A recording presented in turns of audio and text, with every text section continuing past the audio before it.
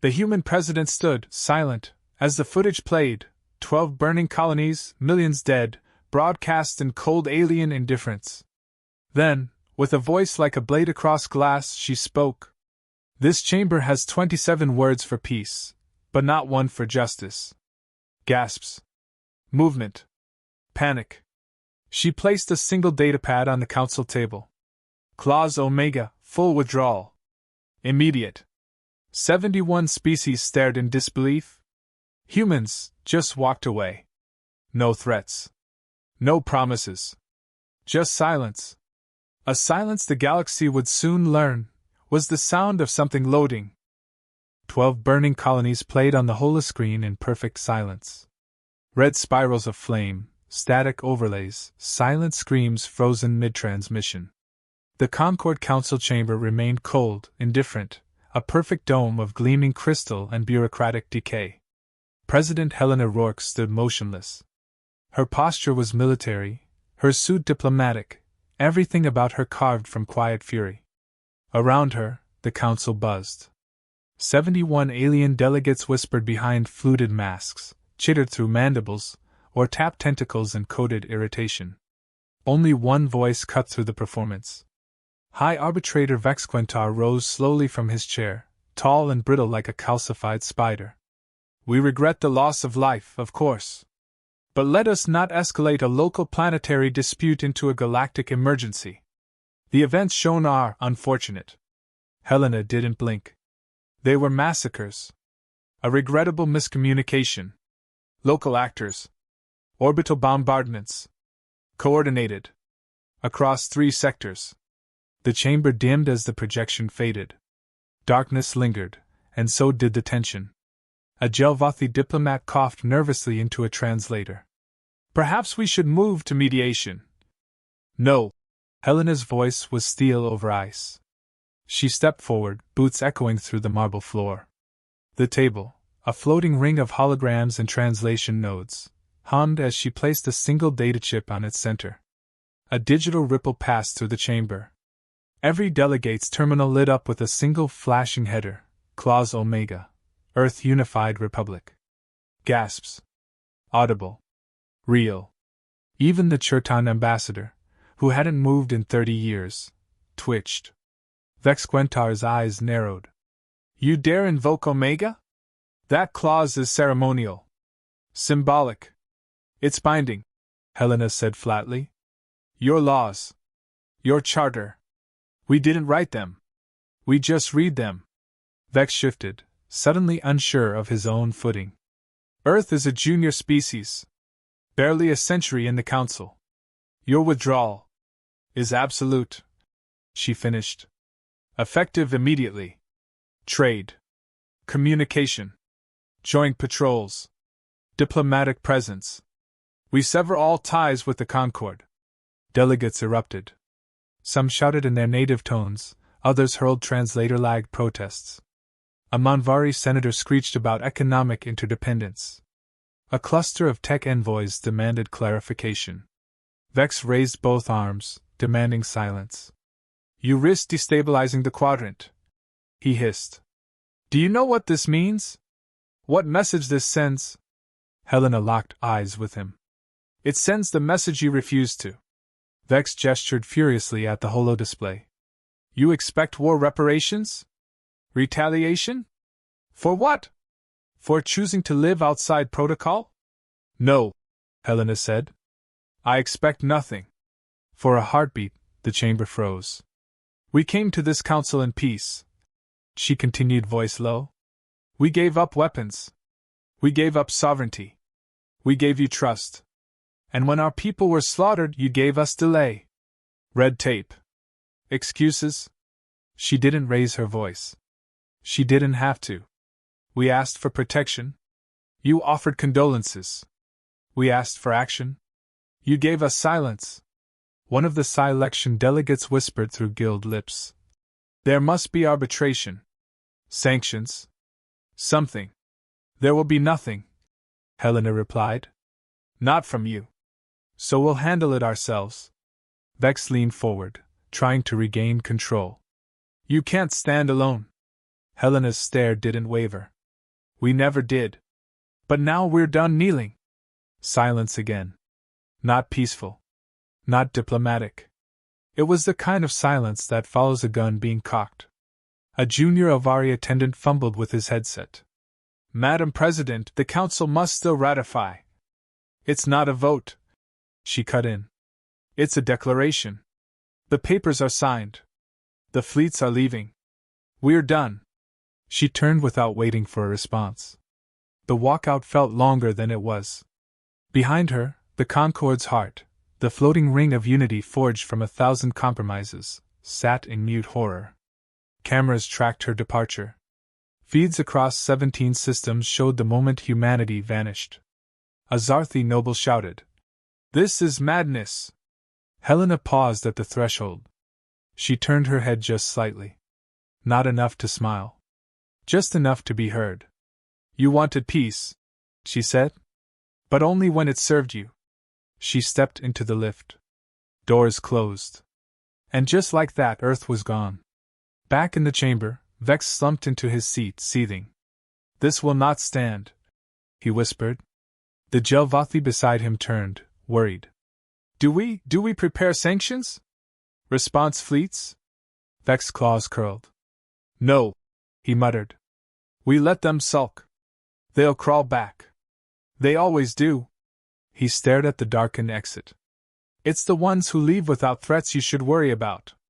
He didn't say it aloud. But even he felt the cold echo of it. Earth didn't rage. It didn't scream or send fleets. There was no declaration of war, no vengeance broadcast across the stars. Just silence. Cold. Measured. Final. Within 48 hours of Clause Omega, every human ambassador vanished from their post. Every Earth-affiliated trade terminal powered down. Every defense contractor, logistics specialist, colonial engineer, and civilian advisor working in Concorde space boarded ships and left. No explanations. No protests. Just an empty chair where yesterday there was a handshake. The galaxy noticed. "Are they sulking?" asked Counselor Drex, watching a feed of the now abandoned Terran embassy on Sorlax Prime. The lights were still on. A cup of tea sat unfinished on a desk. "No," said the aide beside him. "They're packing." Far from the confusion of alien capitals, in a vast concrete chamber beneath Earth's crust, Helena Rourke stood before her generals. They didn't salute. She never asked for that. Admiral Weston tapped the data wall behind her, lighting up schematics of Earth's orbital grid. "We can be ready in 18 months. Fleet regeneration, black site relays, rearmament of the Mars yards. But we'll be naked until then." "We're already naked," Helena said. "They just stopped looking." He frowned. "You're sure about this?" "No one in that chamber was ever going to fight for us," she said. "So we'll fight for ourselves. But not yet. Not loudly." Another voice, rougher, stepped in. General Paik. Her scars looked recent, but Helena knew they were old. "They'll call it isolationism," Paik muttered. "Call us unstable. Uncooperative. They can call it whatever they want," Helena replied. "We're done asking for labels." A pause. Then, "Begin the blackout protocol. From this point forward, Earth goes dark." Across Sol, satellites dropped out of Concorde-mandated orbit patterns.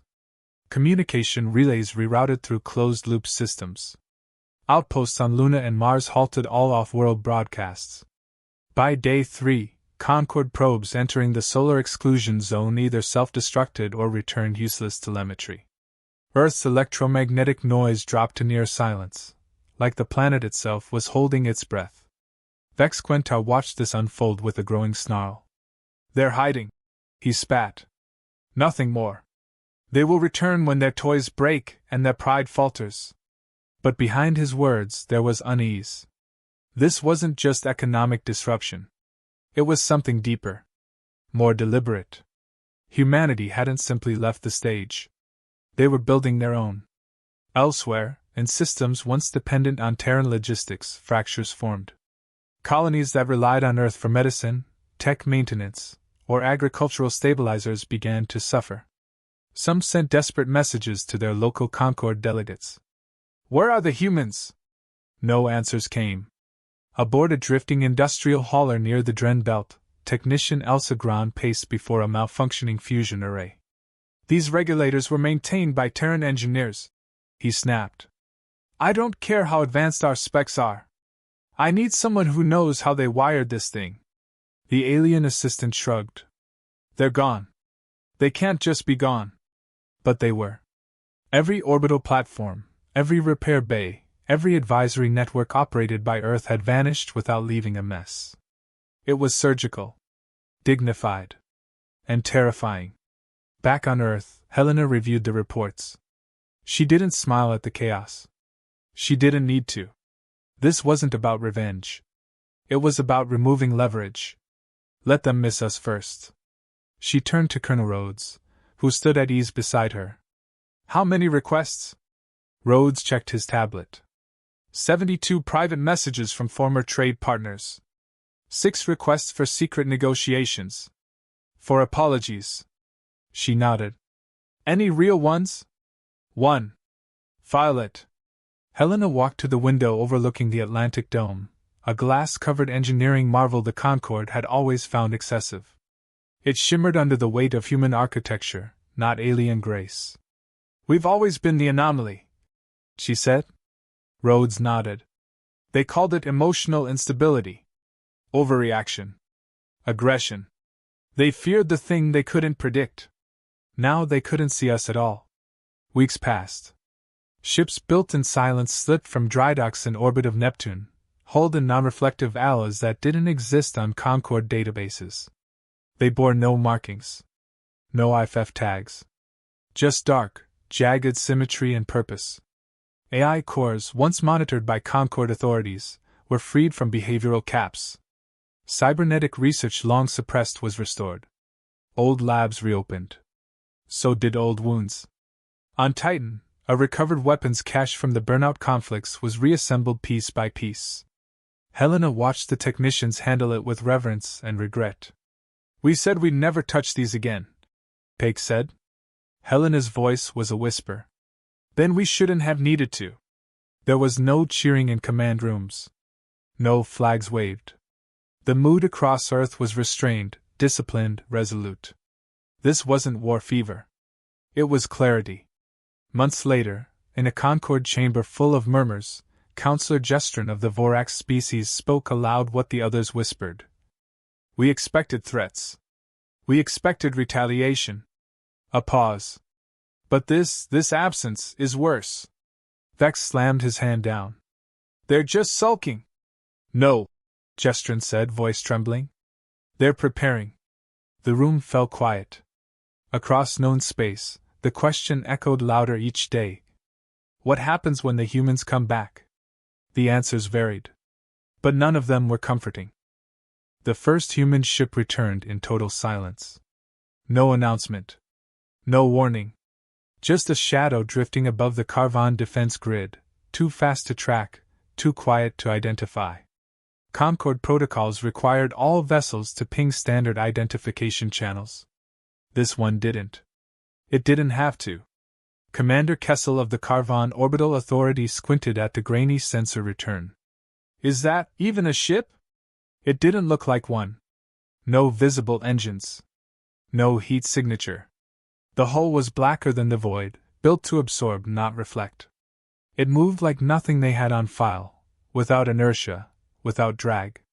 It coasted against physics and expectation. One of his officers, a Valaxi technician with 6 limbs and a nervous twitch, muttered, "It's not Concorde built." Kessel leaned closer. The image sharpened as the station's long-range scans stabilized. Still no IFF, no nameplate, not even a navigational strobe. "Scramble patrols," Kessel ordered. "This is unauthorized." 2 squadrons of Concorde interceptors launched, sleek ships with decades of proven dominance. Within seconds, both formations lost comms. They didn't explode. They didn't return. They just stopped transmitting. Kessel's eyes widened. "Open the defense grid." Activate hard shields. Too late. A pulse, unseen, unfelt, rippled through every Concorde relay. The orbital net collapsed. Weapons arrays shut down. Security turrets powered off. And then the humans landed. 3 ships touched down on the Carvan primary installation. Not in formation. Not with ceremony. They just arrived, dropping like stones onto the hardened platform. Their hulls hissed with heat that didn't match the atmosphere. The doors opened. 16 human soldiers stepped out. Black exoframes. No flags. No insignias. Just visors that mirrored everything and revealed nothing. They didn't shoot. They didn't speak. They walked through the base like they'd been there before. Kessel, watching from the central command hub, slammed a fist on the console. I want eyes on them! What the hell are they doing? Across the installation, the lights dimmed as systems shut down one by one. Terminals blanked. Data cores locked. Weapons safes triggered internal melts. The humans passed control rooms, labs, hangars, entering each, disabling everything, and moving on. Every time a guard tried to stop them, they were paralyzed without harm, stunned with pinpoint sonic pulses or something entirely unrecognizable. No killing. No chaos. Just extraction. Inside the weapons vault, one of the Terran operatives crouched by a biometric lock and whispered to the data node beside it. The lock opened. Inside, rows of experimental Concorde techs sat waiting. The soldier didn't take anything. He scanned the inventory, paused, and then placed a small chip on the central console. It blinked once, then everything inside disintegrated into molecular mist. On the bridge, Kessel's feed went black. All defense systems are gone, his engineer stammered. Gone? How? Kessel barked. Not destroyed. They've been reset. Like the protocols never existed. Kessel swore and hit the alert beacon, one of the last functions still under Concorde control.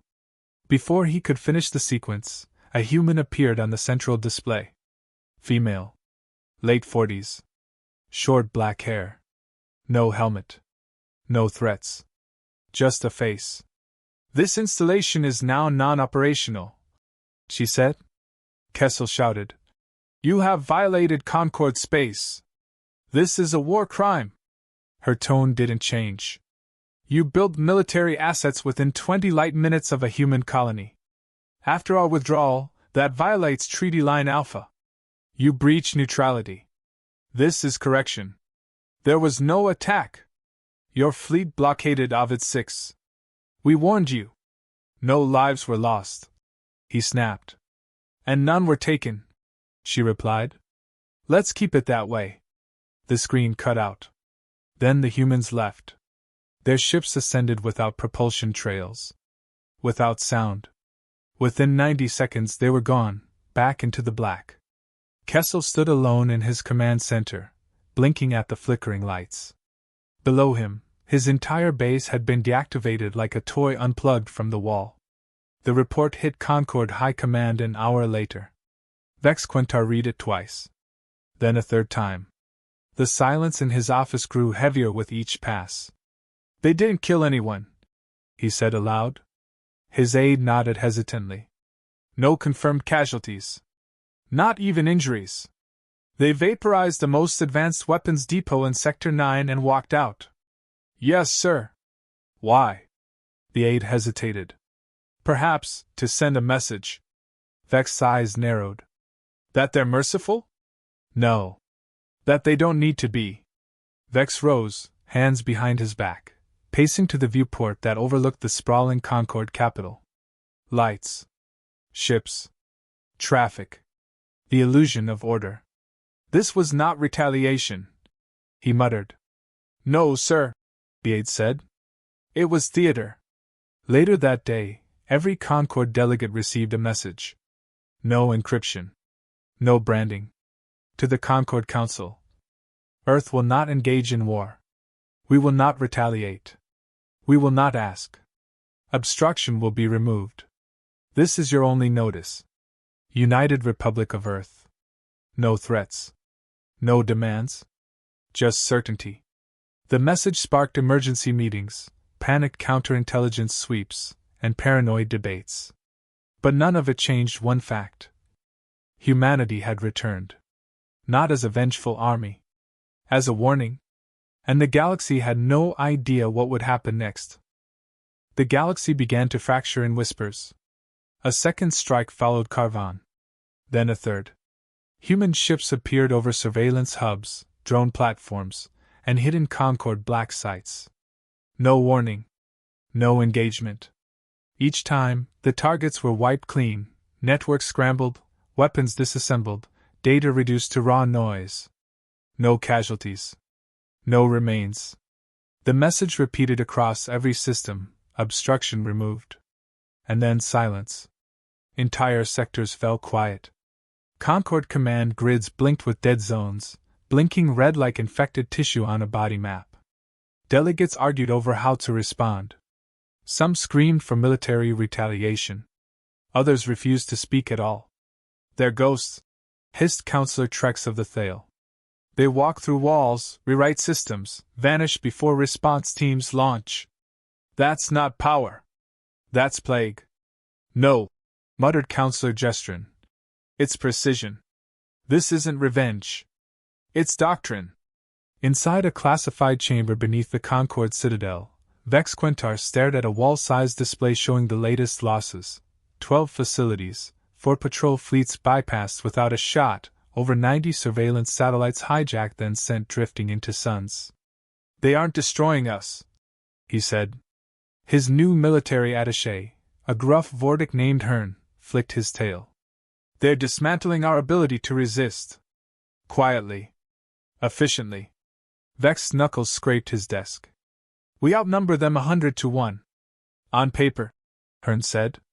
But your fleets can't fight what they can't see. And the ones that try, don't report back. On the rimworld Veparis, a small Concord military post sat abandoned after a human flyover. No shots fired. The planetary governor, Dravash, returned to find every weapon dismantled, every targeting system stripped. His war room table now bore a single carved phrase in Terran script. We are done asking. Panic spread faster than facts. Concord colonies stopped enforcing anti-Earth trade laws. Independent systems removed Earth from restricted tech lists. Pirate groups once chased by human patrols now begged them for safe harbor. And within the political heart of the Concord, something unthinkable happened. 2 minor member species, Arvelin and Surex, filed motions to realign as human allies. Not co-belligerents. Not neutrals. Allies. This is fragmentation, Vex growled in a closed meeting. Treason under the veil of diplomacy. Gestrin spoke calmly. It's inevitability. They trust Earth more than us now. We offered them peace, Vex barked. You offered them delay. Earth gave them clarity.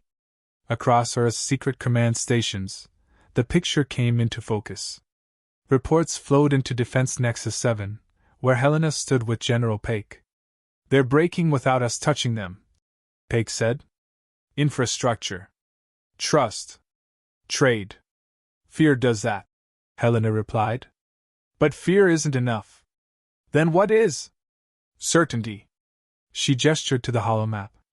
Stars shimmered in red and white, systems turning neutral, others going dark.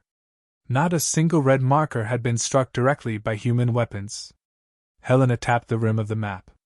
Not yet, she whispered.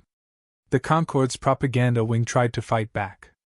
Broadcasts labeled humanity as erratic, rogue, dishonorable. But the message never stuck. People remembered Karvan. They remembered the restraint. The silence. The precision. No civilian targets. No political assassinations. No retaliatory terror. Just removal. Across the galaxy, the stories took on a mythic tone. A mining colony on Istro 4 reported a human freighter hovering outside its orbit. The colony governor offered tribute. The freighter simply scanned the airspace and left. On Zafari Prime, a pro-human rebellion overthrew a Concord-installed puppet regime. They raised no flag. Just a message. You knew. You did nothing. Now we decide. And the council began to crack. Delegates resigned. Ambassadors fled their posts. Fleets were ordered into defensive formations not used in generations. Back in the citadel, Vex screamed at his remaining supporters. "This is madness! We are the Concord! We maintained peace for centuries! And Earth shattered it in weeks," Gestrin said quietly. "No," said Vex, eyes bloodshot. "We shattered it the moment we ignored them. They're not just angry. They're right." In a quiet bunker on Titan, Helena received a message from a Concord general. Encrypted. Anonymous. Short. "I am ready to talk. Not for peace. For permission. Drenval." Pake read the message and grunted. "The cracks are turning into exits." Helena nodded. "They're realizing we don't want to rule. We want to be left alone. But we won't be ignored." She turned to her staff. "Send the next wave." "Strike?" "No. Show them we can turn the lights back on." A dozen systems received silent gifts overnight. Malfunctioning agricultural drones rebooted. Starving colonies received food shipments, unmarked, unclaimed. Hospitals found human-made medkits with encrypted instructions no Concord tech could translate. No notes. No symbols. Just function. A Concord ambassador stood before the council and said the quiet thing aloud. "They didn't prepare for war. They prepared to walk away from us forever, and take everything they gave with them." Silence. Then Gestrin added. "And now they're teaching us who really kept the lights on." In orbit above Earth, a fleet of ships shimmered in formation. No banners. No war drums. Just perfect order. Pake stood beside Helena at the viewing deck, watching them align. "You still think they'll come to terms?" Pake asked. Helena's eyes never left the stars. "They're already doing it. They just haven't admitted it yet." Pake scoffed. "You didn't win by fighting." "No," Helena said. "We won by showing them what it looks like when we don't." And out there, across thousands of systems, the lesson burned brighter each day. The summit was held on Earth. Not in orbit. Not on neutral ground. Earth. It was a demand no one could refuse. The Concord had lost its grip, not to war, but to erosion. Quiet, precise, unrelenting erosion. Now they had no choice but to meet where the silence had started. The delegation that arrived was smaller than expected. Fewer grand robes. Fewer smug diplomats. Even Vex Quentar was absent, disgraced and exiled after his last attempt to launch a preemptive containment fleet, collapsed under mutiny. In his place came Gestrin, eyes sunken with exhaustion. He'd always understood too late. The air in the United Republic Assembly Hall was cold, uncomfortably human. No artificial sense. No atmos regulators adjusting for alien comfort. Just one long, polished table and a single Terran flag behind the chair at the head. President Helena Rourke walked in without fanfare. No guards. No military display. She didn't need either. The delegates stood. She didn't tell them to sit. Eventually, they did on their own. "We came to restore order," Gestrin began, voice careful. "There is no order left to restore," Helena replied. He cleared his throat. "Then we propose an agreement. Terms for reintegration. Mutually beneficial alignment." "No," she said. Gestrin blinked. "No to what?" "No reintegration. No alignment. Earth doesn't return to a system that watched us burn and called it diplomacy." A heavy pause. Gestrin tried again. "What then?" Helena placed a slim folder on the table. It was paper. Real paper. The gesture alone made them nervous. She opened it. Inside, a one-page treaty. "You want peace?" she asked. "Good. So do we. But peace now comes on our terms." Gestrin leaned forward, eyes scanning the document. Unified Sovereignty Agreement. All member states recognize Earth's independent status as fully sovereign and equal. No Concord oversight. No Concord laws. Human technology remains under Terran jurisdiction, fully classified, non-negotiable. All prior diplomatic infractions by Earth are void. No Concord fleet may enter the Sol system again without invitation. Earth may enter, exit, or ignore Council affairs at will. In exchange, Earth will cease further neutralization operations. That's not a treaty, Jestrin said quietly. That's dictation. No, Helena replied. That's restraint. He stared at her. If we refuse? She didn't move. Then we stop restraining. The room chilled further. We're offering peace, Jestrin said. We're here in good faith. You're here because Earth gave you a reason to be afraid, she corrected. We didn't blockade your planets. We didn't assassinate your leaders. We didn't target civilians. We simply reminded you what the galaxy looks like without us propping it up. Jestrin opened his mouth, then closed it. We asked for help, she continued. You gave us policy. We asked for justice. You gave us silence. And when we walked away, you didn't worry about why. We were just another asset to lose. She leaned forward now, voice low. But we weren't an asset. We were the foundation. Jestrin whispered. You can't hold the entire galaxy hostage. We're not, she said. We're just done pretending we need your permission. The delegates fell silent. Helena pushed the treaty forward. You don't have to sign this. Earth will survive either way. But if you want peace, real peace, it starts with admitting you failed. Jestrin stared at the document. Slowly, he lifted the pen. On behalf of the Concord Council. He hesitated. His voice shook. We accept Earth's terms. The pen touched paper. A signature formed. Not in alien script, but in Terran Standard, now recognized as a galactic diplomatic language. Hours later, in a private briefing room, Helena stood alone. Outside the window, Earth turned slowly beneath the stars. Green continents. Blue oceans. Unbowed. General Paik entered quietly. It's done, she said. Helena nodded. The Concord? They'll rebuild, Paik replied. But differently. Carefully. They're afraid, Helena said. They should be. Helena turned to face her. We didn't win by striking first. No, Paik agreed. We won by not needing to. A week later, broadcasts resumed. Earth, once silent, spoke again. No threats. No ultimatums. Just clarity. A single message echoed across the stars. We are not conquerors. We are not subjects. We are not waiting. We are awake. Asterisk asterisk. Trade resumed on Earth's terms. Neutral systems realigned without bloodshed. The markets recovered, but differently. Human-made tech became the new gold standard. Protocols rewrote themselves. And somewhere, deep in the void, where Concord fleets once patrolled unquestioned, a new patrol ship drifted silently through space, its hull marked with a single line of text. Earth does not kneel. Peace had returned.